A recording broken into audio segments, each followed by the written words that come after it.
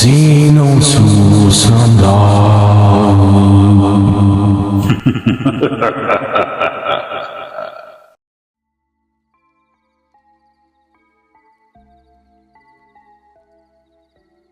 Magandang araw po sa lahat ng tagapakinig.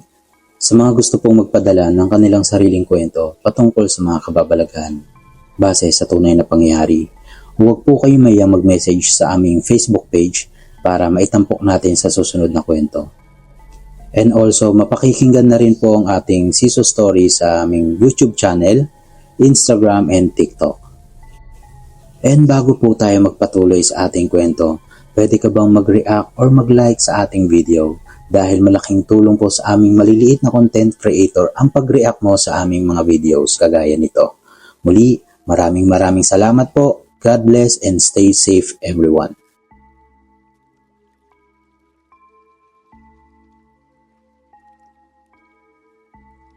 Magandang araw po sa lahat ng tagapakinig. Sa isang tahimik na barangay sa Quezon City, nakatira ang mag-asawang sina Alan at Mira. Parehong nasa edad 30. Pareho silang praktikal sa buhay. At dahil sa tipid at hilig sa mga vintage items, palagi silang bumibili ng mga segunda manong gamit para sa kanilang bahay. Mula sa muebles hanggang sa mga appliances. Isang Sabado ng hapon, napadpad sila sa lumang warehouse sa Valenzuela na nagbebenta ng mga gamit mula sa mga lumang hotel, bahay at opisina. Habang nag-iikot sila sa warehouse, isang 32 inches TV ang agad na nakatawag pansin ni Alan. Matibay pa ito at may kakaibang disenyo na parang galing pa sa 90s.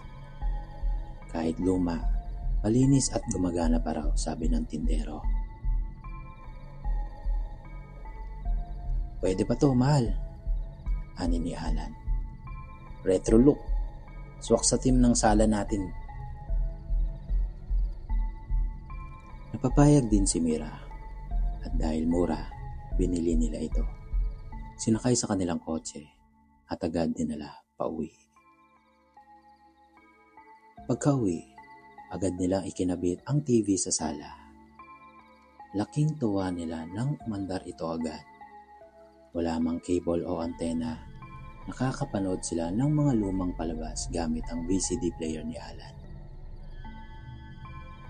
Ngunit, pagpatak ng hating gabi, nagising si Mira dahil sa tila mahina pero paulit-ulit na static sound mula sa sala.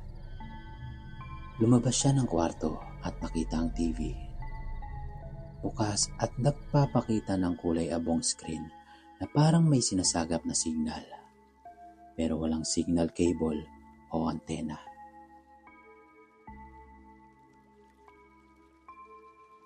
Akalain niyang napindot lang ni Alan ang remote. Pinatay niya ito at bumalik sa kama. Makalipas ang ilang araw, paulit-ulit na nangyayari ang parehong insidente. Nagbubukas mag-isa ang TV sa 10 oras ng gabi. Minsan, may naririnig silang maiinang boses, parang nag-uusap na hindi nila maintindihan. Sa isa pang gabi, nakita ni Alan na may anino ng bata na parang nakaupo sa harap ng TV. Kinabukasan, binaliwala nila ito. Inisip nilang baka epekto lang ng pagod o guni-guni. Ngunit, pagsapit ng ika-7 gabi, habang nanonood sila ng isang lumang pelikula, biglang nagputi ang screen ng TV at may lumabas na imahe. Isang babaeng nakatayo sa loob ng isang kwarto, nakatingin sa kamera, umiiyak. Walang tunog. Tila kuha ito sa lumang VHS. Maya-maya, nag-freeze ang imahe. Ang babae ay tila lumingon ng dahan-dahan. At sa kanilang pagkagulat, tila nakatingin na ito mismo sa kanila, hindi na sa loob ng TV. Kinabukasan, nagdesisyon silang dalhin ng TV sa isang albularyo na kilala ng kanilang kapitbahay. Agad itong napadda sa pagdampi pa lang sa TV. Hindi ito ordinaryong TV. Aniya, May kaluluwang nakakulong dito. Baka galing ito sa bahay kung saan may trahedyang naganap. inutusan silang magsagawa ng dasal, magandog ng kandila, at huwag nang gamitin muli ang TV. Ngunit, sadyang matigas ang ulo ni Alan. Wala yan. Guni-guni lang yan na matatanda, sabi niya.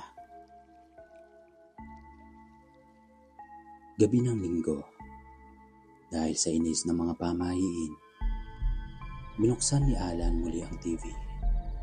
Si Mira ay nasa kusina, naghuhugas ng plato. Biglang umalingaw-ngaw ang malakas na sigaw mula sa sala. Napatakbo si Mira at nakita niya si Alan na nakahandusay at nangingisay sa harap ng TV. Sa screen, muling lumabas ang babaeng umiiyak. Pero ngayon, may lalaking duguan sa tabi niya at ang mukha ng babae unti-unting nawawala sa anyo ng tao. Nagiging itim, sunog at parang nababalot ng usok. Nagpadala si Mira ng tulong. Sa ospital, hindi makapagsalita si Alan. Nakatingin lang sa kisame at paulit-ulit na binubulong. Nakatingin siya sa akin. Nasa loob siya ng TV. Sa tulong ng isang lokal na researcher, napag-alaman ni Mira na ang TV ay dating pagmamay-ari ng isang pamilyang nasunugan ng bahay sa Valenzuela, 15 taon nang nakakalipas. Namatay ang babae at ang anak nito sa loob ng kwarto habang nanonood ng TV. Ang modelong iyong TV ay isang limitadong edisyon at itinuturing collectible ng mga vintage collectors. Ngunit, simula ng pagkasunog, isinumpa na raw ang mga gamit mula sa nasabing bahay. Sa wakas, pinasira ni Mira ang TV at pinaalayan ng dasal sa isang pari. Ngunit, kahit nawasak na ito, hindi na bumalik sa dati si Alan. Nanatili siyang tahimik, takot sa dilim, at palaging nakatayo sa tabi ng pader habang nakatalikod sa kahit anong screen. Tuwing gabi, sa oras ng 1:00 ng madaling araw, kahit wala na ang TV sa kanilang bahay, may narinig pa rin si Mira na static ng TV. At minsan, sa salamin ng kanilang sala, parang may nakatayo pa ring